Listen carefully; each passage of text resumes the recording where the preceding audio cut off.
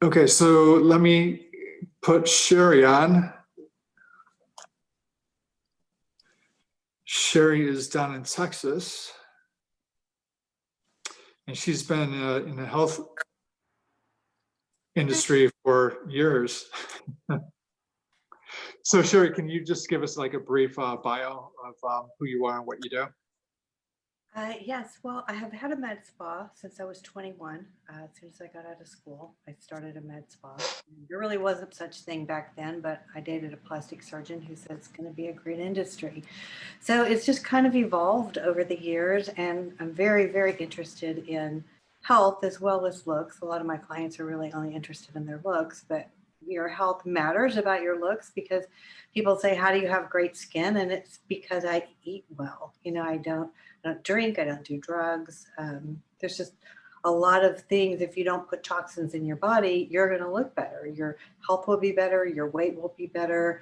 Fluid retention has a whole lot to do with inflammation. So if you get the inflammation down, I have found that if you try and hydrate a lot, because people don't want to drink water, especially if they're on Lasix, it kind of gives them a headache if they don't drink water, but they don't want to because they don't understand that you're not trying to get the water out of your body. You want to increase your hydration and bring down the edema. So the more water you drink, the more your body will flush. It won't panic. It won't think that it's not got enough. And it will actually hydrate you better, absorb the water better, and then you'll flush out the excessive.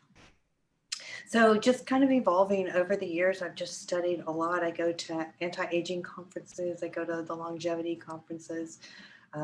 Functional medicine is very big right now.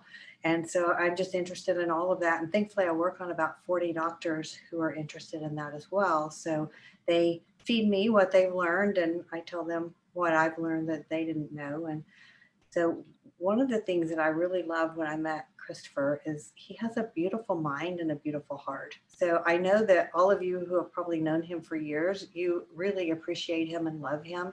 But for those of you who are new, he is absolutely brilliant. He's one of 3 people in the world that if something was wrong with me, I would call him and say, what do you think I should do about this? Because he's absolutely, he just studies his heart out. I mean, and he does all of it for nothing, really. I mean, if you can imagine someone of his credentials and with his knowledge, it would be $1,200 an hour. The people that I know, that's the bottom line of what they charge. And he just does it for everyone just out of the goodness of his heart. So I just want you to know what an amazing person you have in your life. Thank you. We agree. I know you do. Definitely. I know you do. So we have a good time. I mean, when I first met him, I knew I loved him just because we had so much to talk about and I just loved learning from him and it was fun to share with him. And so we do some of the same things. He, of course, is on a much higher level than I am, but I still enjoy what I do with it. Tell us, how did you get into fasting and what were your thoughts about fasting when it was first introduced to you? Okay, well, when I first heard about it, I wasn't sure. Like, I'm pretty open-minded, but I come from a bodybuilding background. So from 21 on, I had pretty much grown up in like the beefy gyms, with the big bodybuilders. My partners were always like Mr. Olympias or Mr. Texas, Mr. California, whatever. So they eat every 3 hours, which totally makes sense for them. Sometimes they eat every 2 hours and they're consuming 4,000 calories a day because they're trying to build muscle. Well, I mean, I'm a girl, so how much muscle do I really need? I mean, I need enough to keep my heart healthy and I need enough to look good, but I mean, I'm not going for the Olympia, so I don't need that. And so they actually take insulin when they're not even bodybuilders just to put on more weight because the more fat they put on, the more muscle they can build. So I could see that that was kind of an evil cycle for someone like me who wanted to be lean. I mean, I still want to have muscle, but I don't want to be muscular. And so it just made sense to me to look into the intermittent fasting because They have so many studies about it. In Europe, it's huge in Europe. I mean, they've done this for decades over there, and they have long studies that if you fast 5 days a month, like 5 days in a row a month, for 3 times benefits of being on the Mediterranean diet for 9 months solid, every single day, no cheating. Now, how amazing is that? That you could eat, I mean, not everybody, but some people could just eat trash the rest of the time, and then they could do that and still have the health benefits of that. So that was impressive to me.